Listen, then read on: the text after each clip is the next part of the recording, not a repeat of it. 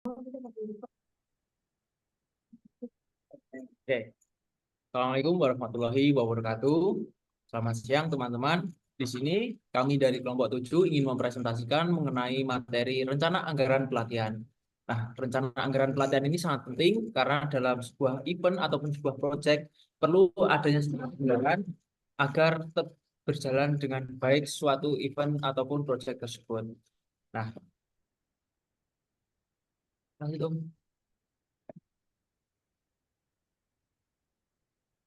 Nah, di sini kami beranggotakan kelompok yaitu adalah saya sendiri, Insan Meru Pratama, Huda Firmansyah, Wahrel Filari, Alia Mauludina, Raditya Reski, Alia Lailatul, dan Muhammad Andrian.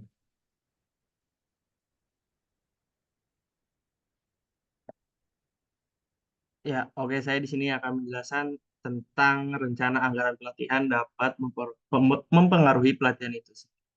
Jadi menurut Gunawan Adi Saputro tahun 2011, anggaran merupakan rancangan yang berupa angka keuangan baik dalam jangka pendek atau jangka panjang dan juga digunakan sebagai alat dalam fungsi manajemen, yaitu perencanaan dan pengendalian untuk mencapai tujuan perusahaan tersebut. Lalu rencana, kata sifatnya yaitu perencanaan. Menurut Bintoro Djokro-Aminoto tahun 1994, perencanaan adalah proses mempersiapkan menggunakan cara, langkah, dan prosedur yang lebih melibatkan data dan informasi yang dapat diperoleh melalui responden sebagai subjek yang dapat mencurahkan jawaban dan perasaannya sendiri untuk mendapatkan gambaran umum yang holistik mengenai suatu hal yang diteliti. Jadi, penyusunan anggaran dalam manajemen pelatihan adalah bahwa anggaran berperan penting sebagai alat perencanaan dan pengendalian untuk mencapai tujuan secara efisien dan efektif. Jadi oleh karena itu, rencana kegiatan yang matang berdasarkan data yang akurat memungkinkan perencanaan yang komprehensif untuk memperoleh hasil yang optimal dalam sebuah pelatihan.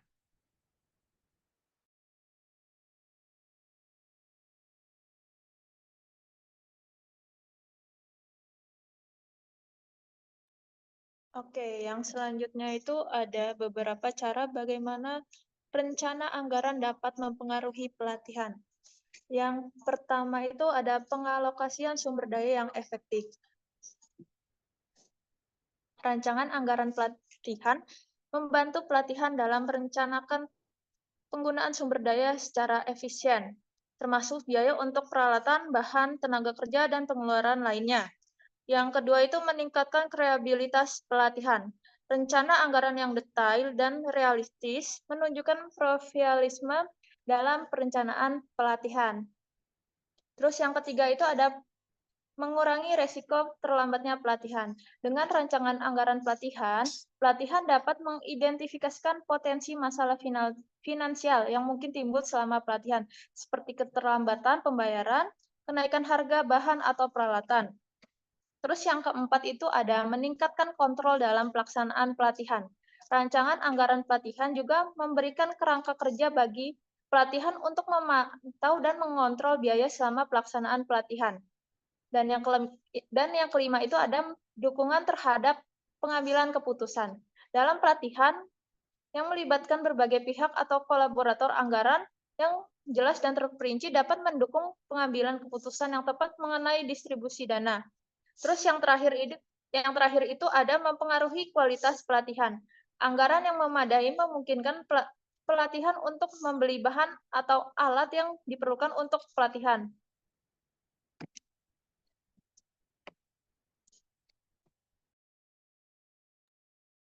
Baiklah, yang selanjutnya yaitu ada proses penyusunan sebuah anggaran pelatihan yang dibagi menjadi 5 tahapan. Yang pertama ada perencanaan. Dalam tahap perencanaan yaitu proses pada fase ini menetapkan tujuan yang ingin dicapai dalam periode anggaran. Sasaran ini harus realistis dan dapat dicapai. Lalu untuk yang kedua ada pengumpulan data. Pada tahapan ini harus mengumpulkan data yang diperlukan untuk membuat anggaran. Data ini dapat berupa data historis, data prediktif, dan data pihak ketiga. Lalu yang ketiga ada persiapan anggaran.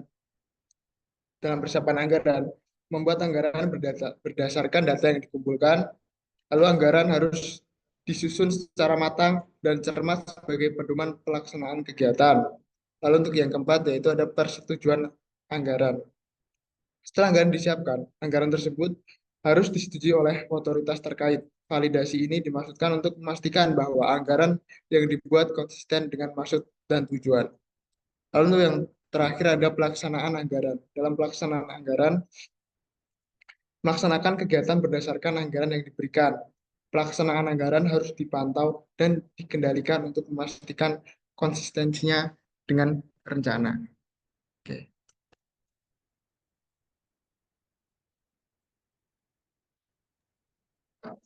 Oke, selanjutnya yaitu ada susunan perencanaan anggaran pelatihan yang baik dan yang tidak baik. Nah, di sini itu perencanaan anggaran dalam pelatihan adalah salah satu aspek penting yang menentukan keberhasilan sebuah proyek pelatihan. Anggaran yang disusun dengan baik akan membantu peneliti memanfaatkan dana yang ada secara efisien, memastikan setiap kebutuhan terpenuhi, dan menghindari pengeluaran yang tidak perlu. Yaitu sebaliknya, anggaran yang kurang rapi atau tidak terstruktur dapat menghambat jalannya pelatihan, menghabiskan dana secara tidak terkontrol, atau bahkan menurunkan kualitas hasil pelatihan itu sendiri. Itu akan dijelaskan oleh Mas Andre. Oke, jadi di sini ada beberapa kriteria atau karakteristik yang menunjukkan bahwa anggaran yang buruk dengan anggaran yang baik. Yang pertama di sini untuk anggaran yang buruk tentu itu memiliki beberapa kriteria atau ciri-ciri yang seperti anggaran tidak rapi, tidak terstruktur, dan menghabiskan dana secara tidak terkontrol. Dan juga ini tuh mengakibatkan menghambat jalannya pelatihan itu sendiri. Jadi memperlama proses pelatihan dan juga menurunkan kualitas dari pelatihan itu sendiri. Dan selanjutnya untuk contoh dari RAB atau rencana anggaran biaya yang bagus itu terdapat transparansi dan kejelasan di dalamnya. Perincian pengeluaran, segala pengeluaran harus dirinci agar anggaran tersebut dapat dikatakan menjadi anggaran yang baik. Dan juga rasionalitas anggaran dan juga ada perbandingan contoh anggaran.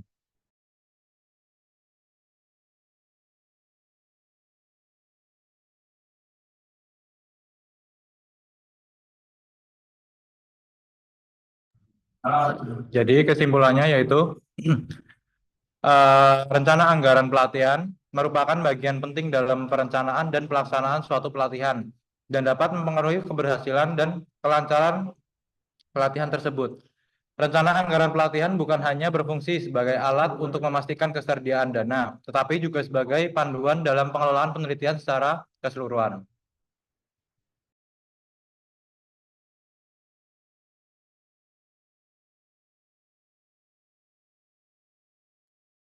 Oke, terima kasih teman-teman yang mungkin itu saja dari kelompok kami yang bisa kami presentasikan. Untuk teman-teman yang ingin bertanya bisa langsung berkomentar di Bismart. Oke, kurang lebihnya kami mohon maaf. Terima kasih. Wassalamualaikum warahmatullahi wabarakatuh.